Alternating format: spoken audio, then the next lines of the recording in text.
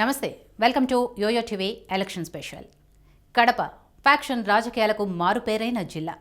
పంతానికొస్తే ఎంతవరకైనా ప్రత్యర్థిని ఢీకొట్టి తమ పగ తీర్చుకునే ప్రాంతం.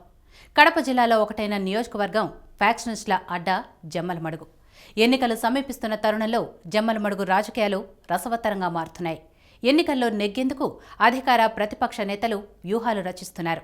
ఈ నేపథ్యంలో జమ్మలమడుగు నియోజకవర్గంలో గెలుపు ఎవరిది అనే విషయం తెలుసుకుందాం. కడప జిల్లా 10 నియోజకవర్గాల్లో ఒకటైన సెగ్మెంట్ జమ్మలమడుగు. మొదట ములికినాడు అనే ఈ ప్రాంతం ఆ తర్వాత జమ్మలమడుగు నియోజకవర్గంగా పేరు పొందింది.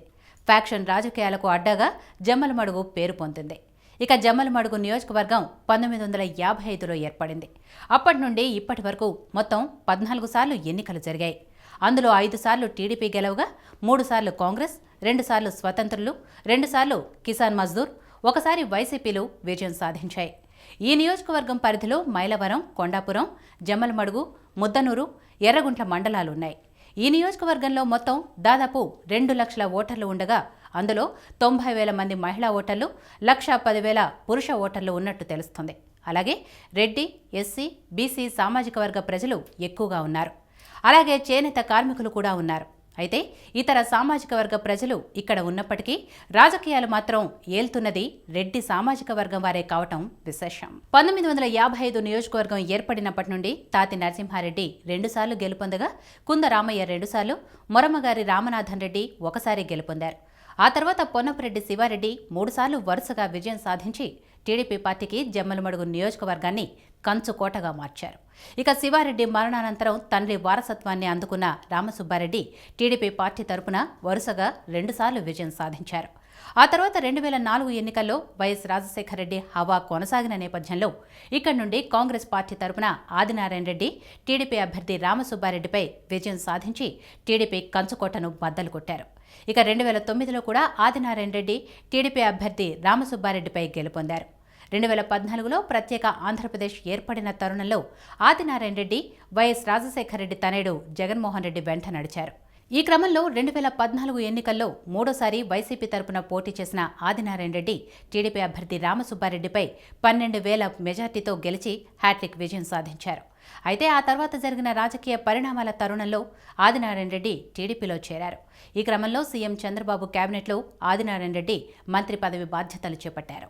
అయితే ఆదినారాయణ రెడ్డి విజయం సాధించిన తర్వాత నియోజకవర్గ అభివృద్ధి కోసం కృషి చేశానని చెప్తున్నారు.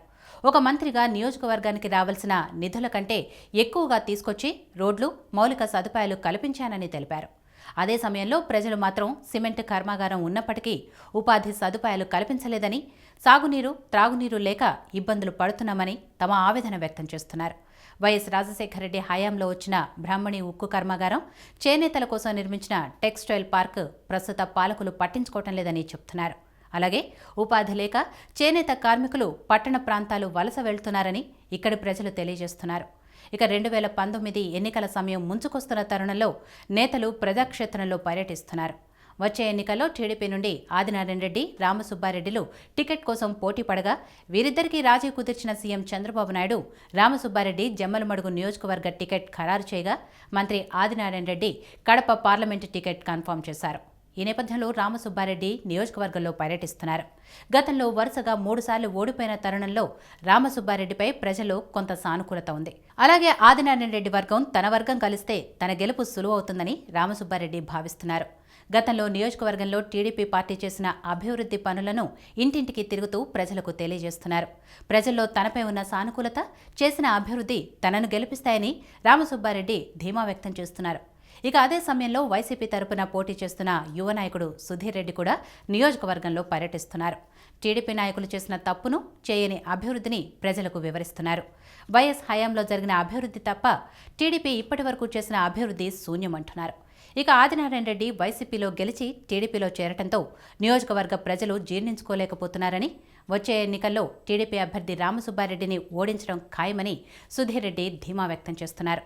అలాగే సుధీర్ రెడ్డి ఒకసారి తనకు అవకాశం ఇవ్వాలని ప్రజల్ని కోరుతున్నారు.